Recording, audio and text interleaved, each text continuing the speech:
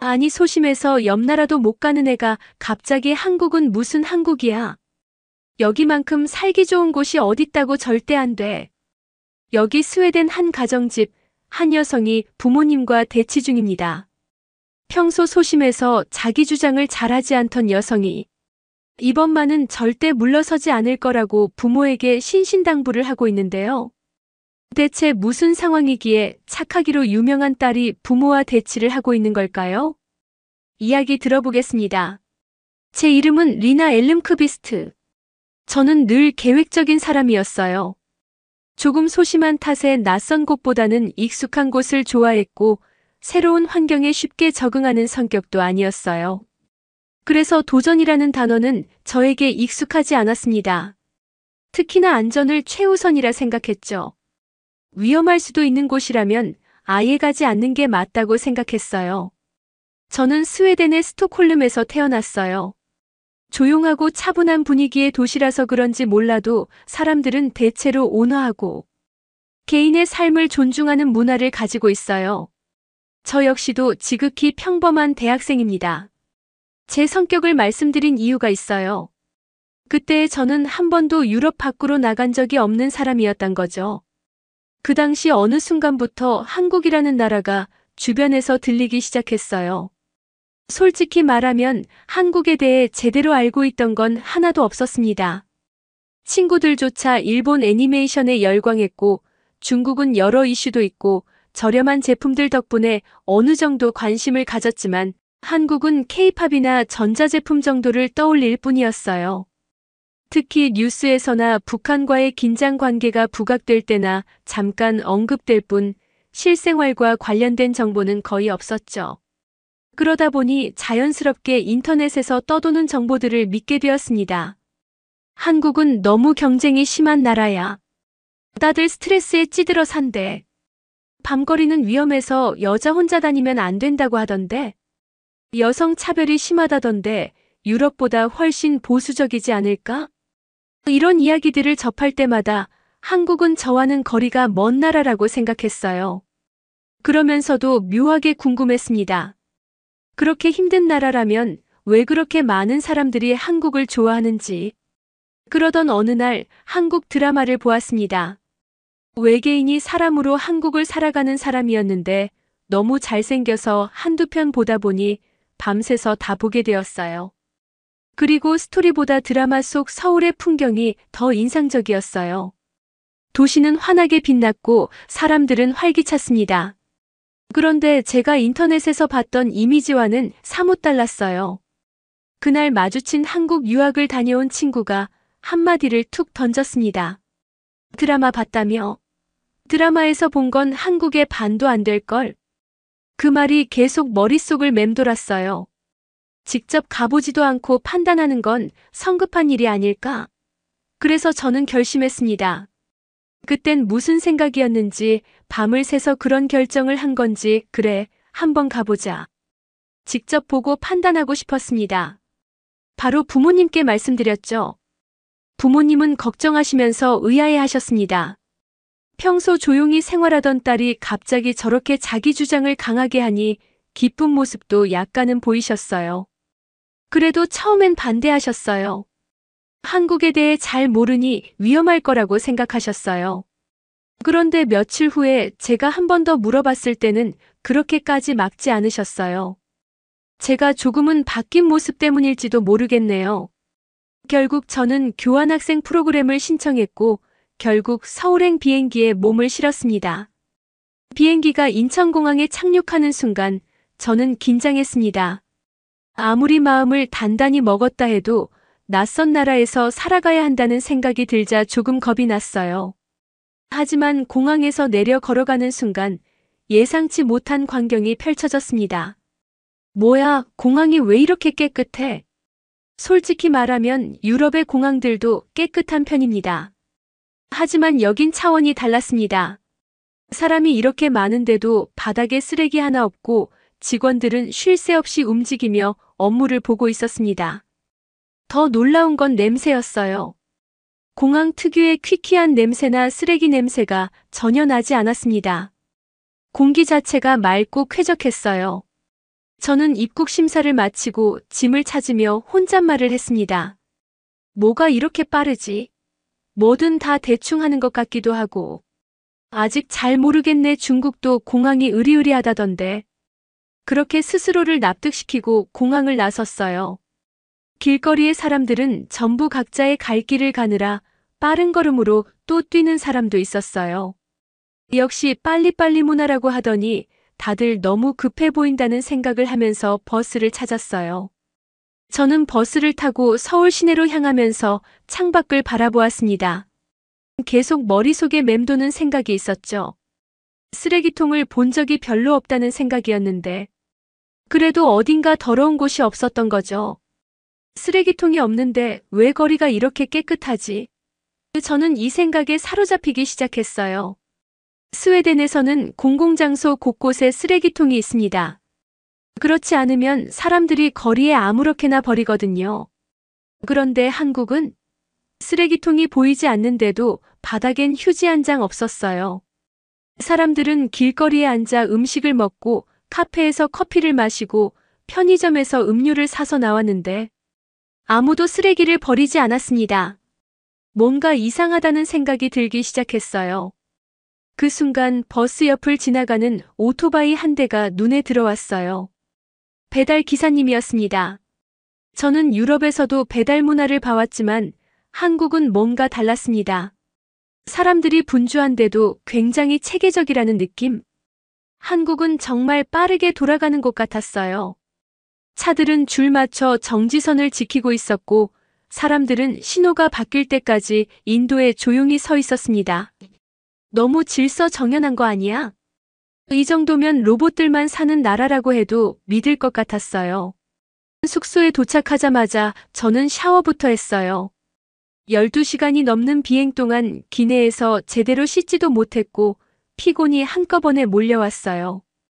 그리고 샤워를 하려고 했는데 샤워부스에서 저도 모르게 입 밖으로 소리를 쳤어요. 뭐야, 뜨거운 물이 이렇게 빨리 나와? 스웨덴에서는 오래된 건물들이 많아서 온수를 쓰려면 시간이 좀 걸립니다. 하지만 여긴 수도꼭지를 돌리는 순간 바로 뜨거운 물이 나왔어요. 이 사소한 편리함에 저는 또 한 번 감탄했습니다. 샤워를 마친 후 침대에 누워 생각했습니다. 오늘 하루만 해도 충격적인 게 너무 많은데. 하지만 저는 여전히 긴장을 풀지 않았어요. 이건 단지 첫날일 뿐이었습니다. 며칠 더 지내보면 한국에 숨겨진 문제들이 보이겠지. 이제는 단점을 찾아내고 싶다는 생각마저 들었습니다. 다음 날 아침 시차 적응을 위해 빈둥거리다가 한국에 관한 여러 가지를 찾아보던 중 알렉스에게서 연락이 왔어요. 알렉스는 저보다 2년이나 먼저 한국에 유학을 간 친구인데 제가 한국으로 간다고 하니 얼굴을 보자고 했었거든요. 알렉스는 저에게 오늘 한국 사람들이 얼마나 잘 노는지 보여준다고 했습니다. 저녁이 돼서야 알렉스와 홍대에서 만나서 술집을 갔어요. 정말 한국 20대는 전부 여기에 모인 것 같았어요. 이미 늦은 시간인데 말이에요. 그리고 꽤나 시간이 지나서 술집을 나왔는데 홍대 거리는 말 그대로 미쳤어요. 저는 처음부터 정신을 차릴 수가 없었어요. 도대체 이곳이 새벽 2시가 맞나요? 여긴 아직도 사람들이 가득했고 음악은 끊이지 않았어요.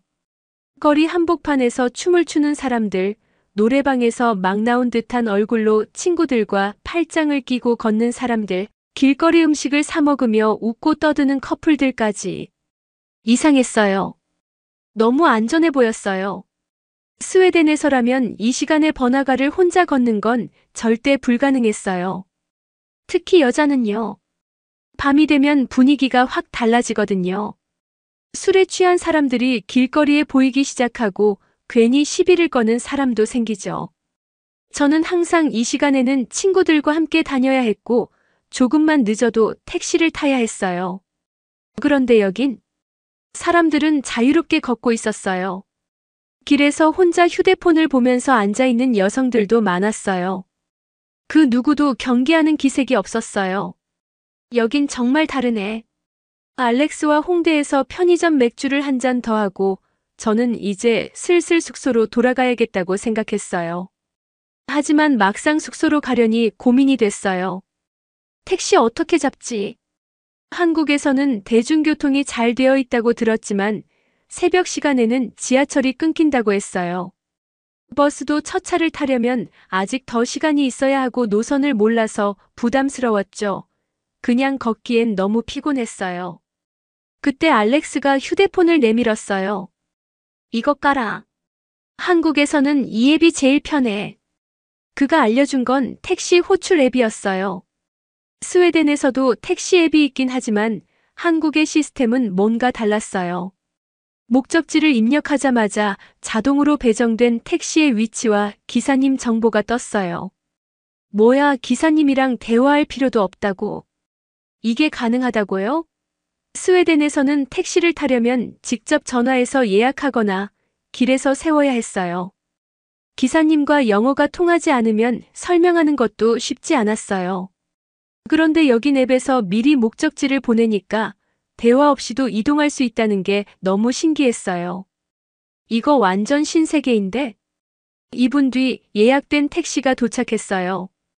기사님이 창문을 살짝 내리더니 저를 보고 말했어요. 리나 씨? 순간 깜짝 놀랐어요. 기사님이 제 이름을 알고 계셨어요. 네, 맞아요. 차에 타자마자 택시는 부드럽게 출발했어요. 안은 조용했어요. 기사님은 말을 걸지 않았고 저는 창밖을 보며 서울의 야경을 감상했어요. 진짜 신기하네. 새벽에도 이렇게 활기차다니. 스톡홀름이었다면 이 시간에는 거리가 텅 비었을 텐데 여긴 카페도 편의점도 환하게 불이 켜져 있었어요. 밤인데도 불빛이 사라지지 않는 도시라니 정말 낯설었어요. 그러다 문득 스웨덴에서 새벽에 택시를 탈 때를 떠올렸어요. 스웨덴에서 새벽에 택시를 부르면 몇 가지 고민이 필요했어요. 택시가 제 시간에 올지도 모르고 배차가 안 될 때도 많았어요. 그리고 특히나 기사님들이 바가지를 씌우는 일이 많았어요. 공식 요금이 있어도 추가 요금을 요구하는 경우가 있었어요. 제일 문제인 건 안전이었어요. 기사님이 친절하더라도 완전히 안심할 수는 없는 실정이었어요.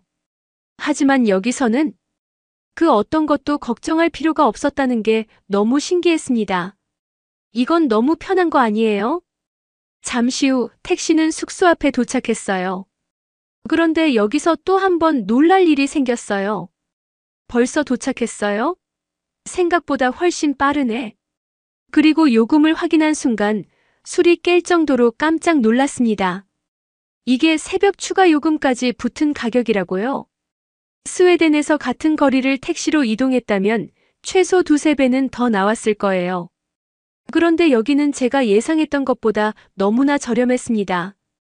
게다가 앱에서 자동 결제됐어요. 기사님께 현금을 건네거나 카드로 결제할 필요도 없었어요. 뭐야, 이거 진짜 신세계잖아. 차에서 내리면서 기사님께 감사하다고 인사했어요. 기사님은 미소를 지으며 출발하셨어요. 저는 숙소로 걸어 들어가면서도 계속 충격에 빠져 있었어요. 새벽에 길거리를 혼자 걸어도 무섭지가 않고 택시는 저렴하고 기사님은 친절하고 이 나라 생각했던 거랑 너무 다른데? 그렇게 저는 한국에서의 공식적인 첫날을 마무리했어요. 정말 멋진 하루를 보냈다고 생각했는데 역시 술이 문제였던 걸까요? 늦지막이 일어나 씻고 옷을 갈아입으려는데 뭔가 이상했어요. 내 가방 어디 갔지? 분명히 침대 옆에 두었는데 가방이 사라졌어요. 순간 가슴이 철렁 내려앉았어요. 설마 어제 택시에 두고 내린 건가? 머릿속이 하얘졌습니다. 가방 안에는 지갑, 여권, 카드, 핸드폰 보조 배터리까지 모든 중요한 게 들어있었거든요. 망했다. 이거 찾을 수 있을까? 스웨덴에서는 이런 경우 거의 못 찾는다고 봐야 했어요.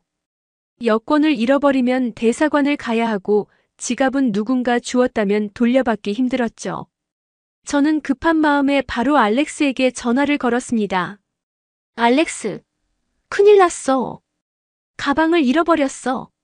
그런데 다급한 저와는 다르게 그는 너무 태연했습니다.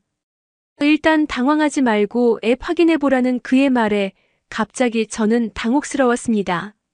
알렉스는 어제 탔던 택시 기사님 정보가 남아있을 거라며 거기서 택시 회사 번호 찾아서 연락해보라고 말했습니다. 그리고 잘 못하겠으면 경찰서를 가라고 했죠. 겁이 난다고 했더니 한국 경찰들 엄청 친절하며 잘 도와줄 거라고 말했습니다. 자신은 수업을 들어야 하니 걱정 말고 경찰서 가보라는 말에 살짝 얄미웠지만 저는 별다른 방법이 없었습니다. 경찰서에서 이런 걸 도와준다고? 이렇게 큰 도시에? 저는 너무 사소한 일로 경찰이 나선다는 게 말도 안 되는 일이라 생각했지만 방법이 없었어요. 결국 저는 경찰서를 찾기로 했습니다. 경찰서에 간다고 가방이 찾아질까라는 질문만 머릿속에 넣어둔 채 경찰서를 찾아 나섰습니다. 솔직히 말해서 저는 반신반의했어요. 스웨덴에서라면 경찰서에 가도 잃어버린 물건은 찾기 어렵습니다. 라는 말만 들었을 거예요. 길에서 잃어버린 지갑이나 가방은 보통 다시 찾을 가능성이 거의 없었거든요. 하지만 한국은 다를지 확인할 방법은 하나뿐이었어요. 머릿속이 복잡하던 그때 경찰서를 찾았어요. 저는 그대로 문을 밀고 들어갔어요. 경찰서 안은 조용했습니다. 데스크에 앉아있던 경찰관이 저를 보더니 다가왔어요. 저는 허둥지둥 휴대폰을 꺼내 택시 앱을 열었어요. 안녕하세요. 저 가방을 택시에 두고 내린 것 같아요. 경찰관은 살짝 당황한 표정을 지었지만 이내 번역기를 켜서 저를 도와주려 했습니다. 저는 앱 화면을 가리키며 설명했어요. 여기에 제가 탔던 택시 번호가 나와요. 이 기사님 차에 두고 내린 것 같은데 어떻게 해야 하죠? 경찰관은 제 휴대폰을 받아들고 택시 번호를 확인했어요. 그리고 옆에 있던 동료와 몇 마디를 나누더니 바로 어딘가로 전화를 걸더라고요. 스웨덴에서라면 경찰이 이런 민원에 즉각 대응해줄까? 생각해봤어요. 보통은 분실물 신고서를 작성하세요라며 서류 하나만 내밀고는 각자의 할 일을 하겠죠. 그런데 여긴 신고서 같은 건 필요 없었어요. 그냥 바로 전화부터 걸었어요. 경찰관은 짧게 한국어로 대화를 주고받는 것 같더니 전화를 끊고 저를 바라봤어요. 그리고 그 말을 들은 순간 저는 얼어붙습니다. 방긋 웃는 얼굴로 가방 찾았어요. 라고 스웨덴어로 번역해주는데 살짝 심쿵이라고 하죠. 살짝 반했어요. 진짜 믿을 수 없었어요. 경찰이 택시 회사에 연락을 했더니 기사님이 바로 가방을 발견했다고 했어요. 기사님은 이미 회사에 분실물을 맡겨두고 앱에 나온 제 간단한 정보를 기입해놨다고 했습니다. 딱 5분인 것 같아요. 진짜 이 짧은 시간에 해결됐습니다. 이게 말이 돼요? 스웨덴에서는 이런 일이 절대 없어요. 택시 회사에 연락한다고 해도 기사님과 직접 연락을 시도해보세요라며 책임을 미루는 경우가 많았어요. 경찰이 직접 나서서 해결해준다는 건 더더욱 상상할 수 없었어요. 그런데 한국에서는 이게 너무나도 당연한 일처럼 흘러가고 있었어요. 어디로 가면 될지 몰라서 한 번 더 경찰분께 물었습니다. 경찰관이 저를 쳐다봤어요. 택시 회사에 가시면 됩니다. 위치 아세요? 당연히 모를 수밖에 없었죠. 저는 이제 막 한국에 온 사람이니까요. 저는 잘 모른다는 말과 함께 어떻게 해야 할지 모르겠다고 했어요. 그러자 경찰관은 잠시 생각하더니 차 키를 집어들었어요. 제가 데려다 드릴게요. 라고 손짓을 하셨어요. 경찰이 직접 저를 데려다 준다고요? 경찰차를 타고 택시 회사로 가는 길, 저는 차창 밖을 멍하니 바라봤어요. 이게 진짜 가능한 일인가? 5분 만에 가방을 찾았다는 것도 충격인데 경찰이 직접 저를 데려다 준다고요? 스웨덴에서는 경찰차를 타려면 진짜 심각한 사건에 연루되었을 때뿐이에요. 보통은 시민들이 경찰차를 타는 일 자체가 드물어요. 하지만 여긴 너무 자연스러웠어요. 경찰관은 차 안에서 몇 마디를 건넸어요. 한국에서는 지갑이나 가방을 잃어버리면 보통 되찾을 가능성이 높아요. 정말이요? 네, 웬만하면 사람들이 직접 경찰서로 가져다 주거나 가게 주인에게 맡겨둡니다. 믿을 수가 없었어요. 한국에서는 남의 물건을 함부로 가져가는 게 아니라 되돌려주는 게 당연한 일이었어요. 그냥 문화 자체가 달랐어요. 택시 회사에 도착하자 직원이 미소를 지으며 저를 맞이했어요. 잃어버리셨다면서요? 여기 있습니다. 그리고 제 가방을 건네주셨어요. 떨리는 손으로 지퍼를 열어봤어요. 지갑도 그대로, 여권도 그대로, 카드도 그대로, 심지어 현금까지 그대로. 그 순간 뭔가 머리를 세게 얻어맞은 기분이었습니다. 이게 진짜 가능한가 꿈이 아닌가 생각이 들 정도였습니다. 스웨덴에서는 지갑을 잃어버리면 현금은 거의 사라졌다고 봐야 해요. 카드도 도난당할 가능성이 높았어요. 그런데 여긴 모든 게 그대로였어요. 정신이 멍해진 채 몇 번이고 감사를 전했어요. 그리고 경찰관과 함께 다시 경찰서로 돌아왔어요. 차에서 내리면서 저는 경찰관에게 다시 한번 인사를 했어요. 정말 감사합니다. 이런 일이 처음이라. 경찰관은 웃으며 고개를 끄덕였어요. 남의 물건을 가져가면 안 되죠. 그건 기본입니다. 경찰서를 나서면서 저는 다시 생각했어요. 이 나라 도대체 뭐야? 이게 당연하다고. 가방을 찾아주는 과정에서 한국인들은 한결같이 말했어요. 당연히 돌려드려야죠. 그건 기본이잖아요. 이게 기본이라고요? 저는 가방을 가슴에 꼭 안고 길 한복판에 멍하니 서 있었어요. 이 나라는 내가 생각했던 것보다 훨씬 대단한 나라였어요. 저는 오늘 일을 어딘가 빨리 자랑 아닌 자랑을 하고 싶어서 닥치는 대로 부모님께 전화를 걸었어요. 엄마, 아빠, 나 방금 한국에서 말도 안 되는 일을 겪었어. 지갑이랑 여권을 잃어버렸는데 5분 만에 찾았어.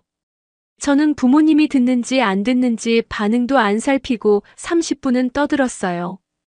부모님은 놀라면서도 안심하신 듯 했습니다. 저는 그때도 여전히 얼떨떨한 기분이었어요. 그리고 그때부터 저는 조금 저급한 말로 한국바가 되었어요. 한국은 이상한 나라가 아니야. 정말 대단한 나라야. 한국에서 지낸 시간이 쌓일수록 제 시선은 완전히 달라졌어요. 처음엔 그저 교환학생으로 왔을 뿐이었어요. 하지만 이제는 한국을 떠날 생각이 전혀 없어졌습니다. 모든 게 편리했고 치안이 좋았으며 무엇보다 이곳의 사람들을 믿을 수 있었어요. 몇 개월 동안 저는 한국에 완전히 녹아들었습니다. 그러다 방학이 되었고 저는 부모님을 꼭 한국에 모셔서 보여드리고 싶다는 생각을 하게 되었습니다. 전화를 걸어 부모님께 제 계획을 말씀드리니 처음엔 걱정했어요. 너무 멀기도 하고 자신들은 젊지 않아서 위험할지도 모른다고 하셨죠. 하지만 저는 자신 있었어요. 직접 와보면 생각이 바뀔 거예요. 며칠 동안 끈질기게 설득한 끝에 결국 부모님은 한국행 비행기를 예매하시고 기대하고 고대하던 부모님의 입국날이 되어서 마중을 나갔어요. 이렇게 큰 공항이라고. 부모님을 처음 마주한 순간 인사보다 저한테 이렇게 먼저 소리치는 아빠를 보며 저는 반가움보다 먼저 아빠의 표정을 보고 웃음이 터졌어요. 아빠는 한 손으로 여행 가방을 끌고 있으면서도 계속 주위를 두리번거리고 있었어요. 아빠는 바닥을 한번 쓸어보듯 바라보더니 말했어요. 쓰레기 하나도 없잖아. 스웨덴의 공항도 깔끔한 편이긴 했어요. 하지만 여기는 차원이 달랐어요. 수많은 사람들이 오가는 공간인데도 바닥이 반짝반짝 빛났어요. 공항 특유의 퀴퀴한 냄새도 나지 않았어요. 엄마는 공항을 빠져나오며 감탄했어요. 여긴 사람이 이렇게 많은데도 어쩜 이렇게 정리가 잘 돼 있니? 그 말을 듣고 저는 속으로 웃었어요. 저도 한국에 처음 도착했을 때 같은 생각을 했었거든요. 하지만 공항은 시작에 불과했어요. 부모님 짐을 숙소에 내려다 놓는 순간까지 너무 도로가 깔끔하고 사람들이 깔끔하다며 대중교통에서도 특유의 암내 같은 게 안 난다고 엄마가 칭찬을 아끼지 않았어요.